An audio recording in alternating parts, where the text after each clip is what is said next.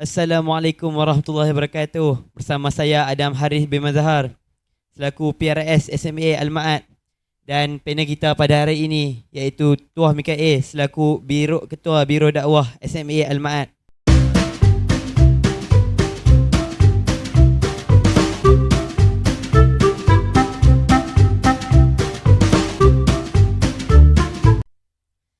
Saudara, adakah saudara sudah beraya? Soalan tu terlampau awal lah. Kita masih berada di penghujung Ramadan dan kita hanya berbaki lagi 7 hari untuk kita menuju ke satu perayaan hari yang kita nanti-nantikan, Syawal lah, bulan raya. Bulan Hari Raya ataupun lebih dikenali bagi orang Melayu kata Hari Raya Puasa kan. Okay. Adakah saudara sudah membeli barang-barangan untuk persediaan untuk beraya? Barangan raya tu alhamdulillah semua dah dilengkapkan dengan baju semua.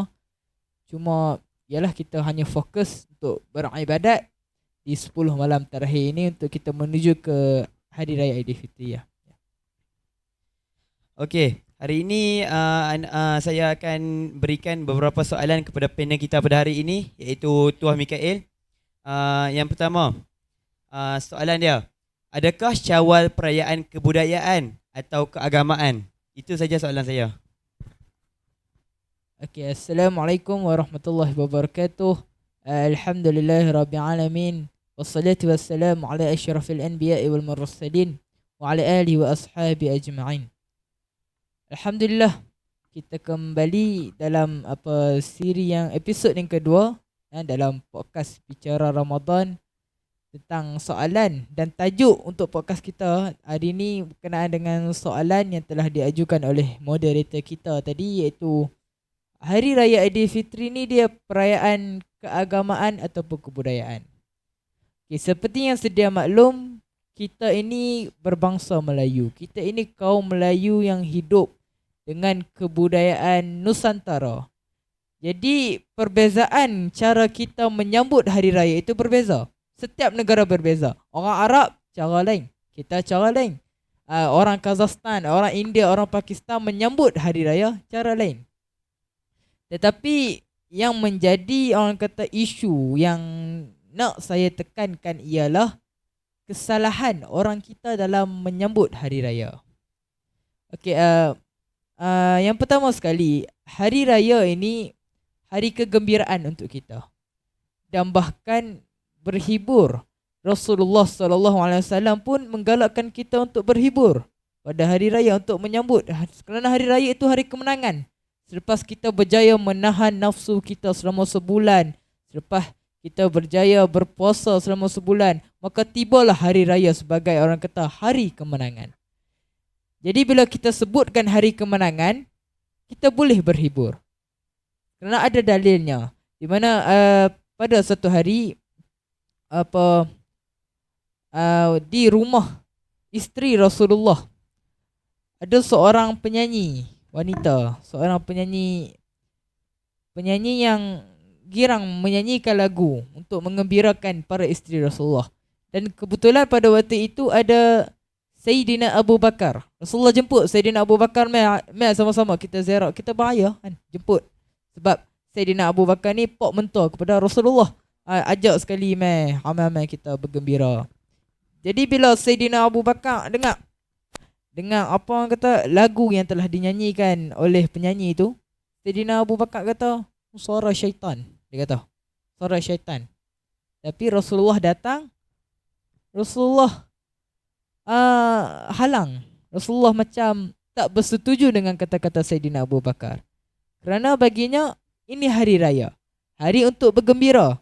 Dan sesuai dengan satu hadis di mana Nabi Rasulullah SAW bersabda, inna likulli qaumin aida wa hadha aidana. Maksudnya sesungguhnya setiap kaum dia ada hari raya. Kaum Yahudi ada hari raya, kaum Nasrani ada hari raya. Maka Nabi kata ini ialah hari raya kita. Jadi tak salah untuk kita berhibur, tapi di dalam berhibur itu juga ada batasnya. Ada dia punya batas agar tidak menimbulkan fitnah dan tidak menimbulkan masalah-masalah yang boleh membawa keburukan kepada agama. Jadi masyarakat Melayu ini, budaya kita menyambut hari raya di Nusantara ini tidak menjadi masalah. Kita nak berpakaian kebudayaan, kita nak berpakaian Melayu, nak bertanjak, nak bersampin, bersongkok dan sebagainya. Bahkan ada setengah, kalau pi tengok dekat belah-belah kampung-kampung, ada setengah yang pakai kerih. Pi beraya pakai kerih pun ada kan. Yang jenis style silap pi beraya, macam-macam. Itu tak apa. Itu budaya kita. Kan? Oh, vibe lah. Ya, orang kata vibe. Vibe zaman-zaman dulu Melayu ni kan. Pi melawat, menziarahi, makan ketupat, makan rendang. Itu budaya kita. Orang Arab tak makan rendang. Orang Arab ada cara raya. Tapi yang menjadi masalahnya, kita menganggap hari raya ini, yang pertama sekali, kita menganggap hari raya ini ialah hari kesedihan. Itu benda yang salah. Punyalah orang Melayu ni anggap, okey, hari raya, hari kesedihan, bahkan takbir raya tu ala Melayu ni irama sedih. Allahu Akbar Allah. Dia mak irama sedih. Dan ini berbeza dengan takbir raya bangsa lain, orang Arab. Kalau pi tengok, buka telefon kan. Buka telefon, kita search takbir raya di Mekah lagu mana. Penuh dengan semangat. Sebab itu hari kemenangan mereka. Jadi bila mereka menganggap hari kemenangan bagi kita semua. Jadi kita takbir dengan semangat. Tapi kita Tu lah, bila kita tengok pun time raya kan, bila ada iklan lah, confirm iklan apa ni, tak balik raya, tak balik raya kan. Iklan meninggal lah. Iklan apa lagi, iklan balik rumah tak ada ni, bersedih kan. Ziarah kubur, ziarah kubur pun menjadi salah satu masalah. Bukan tak boleh ziarah kubur kan. Bukan saya nak kata ziarah kubur bid'ah ada, bukan. Ziarah kubur ni juga sunnah. Tetapi yang menjadi permasalahan, pi ziarah kubur di pagi hari raya tayak. Bila tayak, balik rumah dalam keadaan sedih. Bila tak ada mood sedih, ya, tak ada mood. Sedangkan hari itu yang Rasulullah galakkan untuk kita bergembira. Hari raya, hari kegembiraan, bukannya hari kesedihan. Jadi itu perkara yang patut masyarakat kita perbetulkan. Berkaitan yang pertama dengan takbir raya dan tradisi-tradisi. Dan ada juga di setengah kampung, di belah-belah Nusantara, belah-belah orang kata Sumatera, Indon, ada yang di kalangan mereka menyambut hari raya ini dengan masih mengamalkan tradisi nenek moyang. Jadi bila kita sebut, kita tekankan pasal tradisi nenek moyang ni, ia semestinya ada unsur-unsur syirik. Dengan pemikiran, bukan nak kata belah sana saja, belah kita pun ada yang masih berfikiran syirik, yang masih berfikiran hari raya ini, orang kata ada di setengah tempat yang kata, ni saya dengar daripada orang-orang, ada yang kata hari raya ini roh-roh datang ke rumah, menziarahi dan sebagainya. Sampai macam tu kali no? Ya, sampai macam tu. Itu masyarakat kita, pandangan masyarakat kita. Dan benda itu ialah salah. Kerana tak ada, yang pertama tidak ada dalil yang mengatakan seperti itu.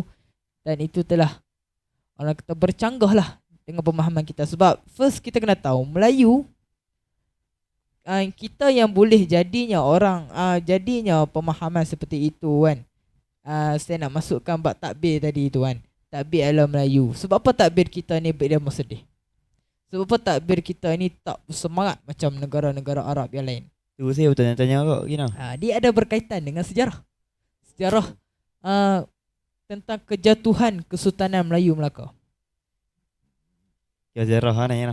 Ya, bukan kejatuhan kesultanan ni, kerana takbir ini orang Melayu guna bukan hanya digunakan untuk hari raya sahaja, tapi takbir ini digunakan untuk perang.